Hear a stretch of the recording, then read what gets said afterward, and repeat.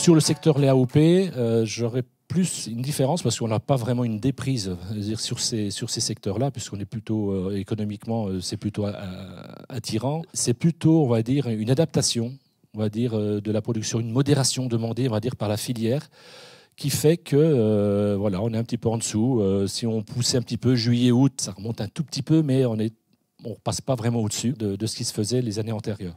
Donc pourquoi ce prix du lait et pourquoi cette modération?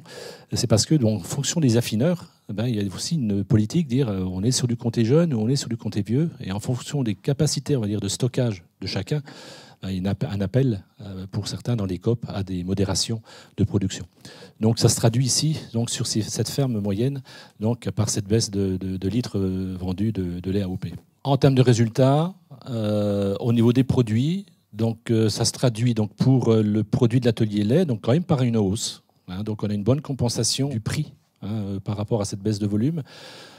Aidé aussi, il ne faut pas se voiler la face, c'est que les animaux se vendent bien aussi. Compte tenu de ces résultats, quelle est la tendance du prix de vente des exploitations en zone comté?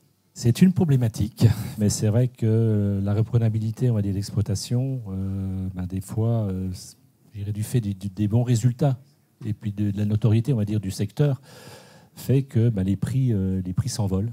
Les trois piliers, donc l'environnement, l'économique, le social ou sociétal, c'est quelque chose d'important. C'est des orientations qu'il va falloir tenir compte et qu'on va pouvoir accompagner dans la prise de décision de nos clients. Et on se dit que finalement, ces outils sur la triple performance permettent aussi de parler de stratégie d'exploitation et de préparer l'avenir avec les plus jeunes.